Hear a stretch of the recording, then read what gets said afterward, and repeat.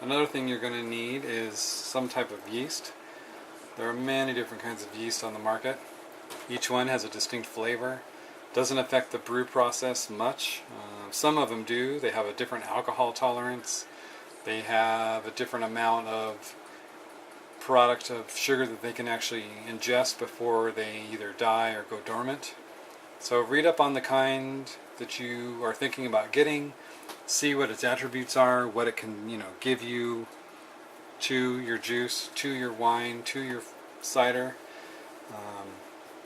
See if it adds something that you like, a characteristic that you may like. I happen to today going to be using the Red Star Cote de Blanc. It's a champagne yeast, I want to say. No, it's actually a wine yeast, I think. Yeah, not too sure. I've used it before. I made a mead with it, and it came out very good. Real fruity. It tends to bring out the fruit flavors in whatever you're making. Something else you might want to consider is a yeast energizer or a yeast nutrient.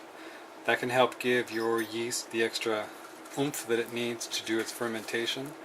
Many different kinds on the market.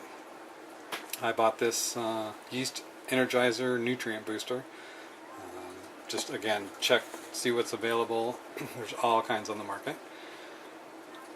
Another additive you can put in is pectic enzyme. I happen to have a liquid that also comes in a powder. The dose usually is about 1/4 teaspoon per 5 gallons.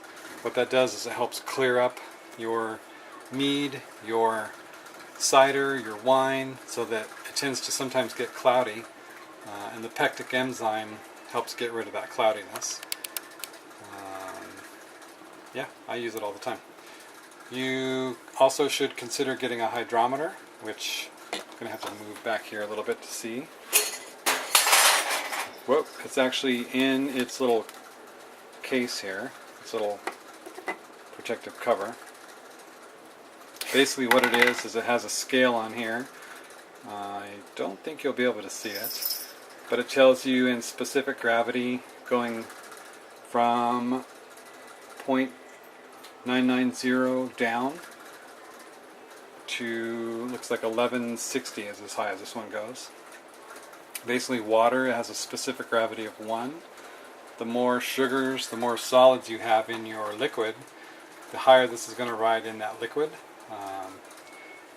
For instance, if you have a lot of sugar, it could potentially be 1070, 1080, somewhere up in there. What you do is you float it into this container. I've marked this black line where this hydrometer goes in, has water in it to this line. The specific gravity of water is 1. So that when you float it in there, I know that if I fill to this line, that's all I need to float this into the 1. Very handy piece of equipment. It tells you the final alcohol content of your brew, whatever you're making, be it beer, wine, cider. If you start with the specific gravity, the known specific gravity at the start, you can take another measurement at the end, and there's actually an internet program that'll give you calculations to tell you what your final alcohol content will be. Basically what it does is it takes the specific gravity, you put in the temperature, the ambient temperature of when you brew your whatever it is you're making, and then it takes a calculation based on temperature and adjusts for the specific gravity. That's what you see right here is a thermometer, little cheapy hardware store thermometer, so that I know what the ambient temperature is, so that I can get a fairly accurate reading on what the final alcohol content will be. Something that you use a lot of in brewing is sugar. I have this handy dandy big jug full of sugar here. There's probably, 10 pounds of sugar in there. The more sugar you put in, the higher the alcohol content of your final product will be. The more that the yeast can have to eat and multiply and do what they do to produce the alcohol. Can never have enough sugar when you're brewing. Back over here, probably shouldn't show the name. There's a gallon of water. Hopefully you can't see what it is because I don't think I'm supposed to show that.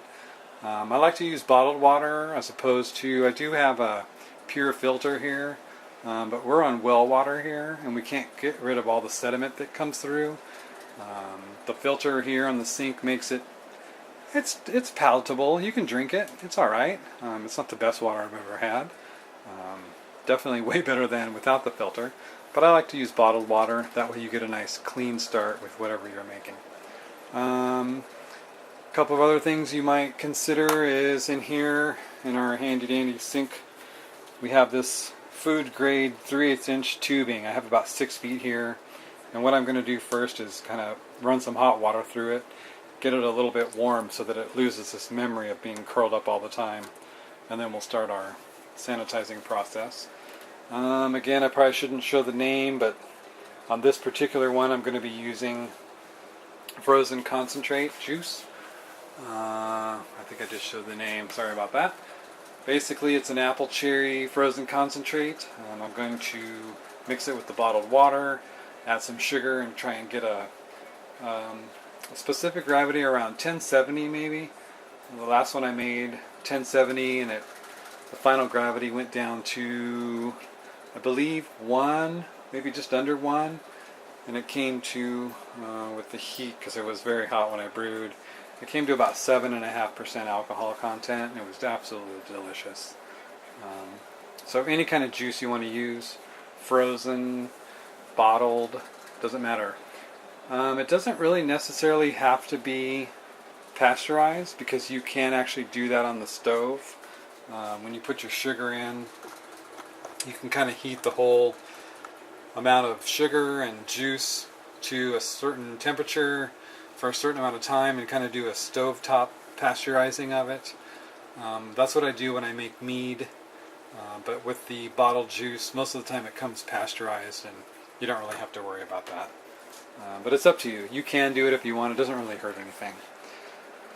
There's going to be a lot of stuff in this picture. Sorry, I kind of moved everything for the shot of, the ingredients that you need for brewing, and then ended up putting it over here on the stove. So basically what we're looking at here is, if you want a large pot, if you want to mix your juice, your sugar, your yeast nutrients, ultimately at the end you can pour the yeast in there, kind of stir it all around, and then get it into your fermentation vessel, sorry, not vehicle.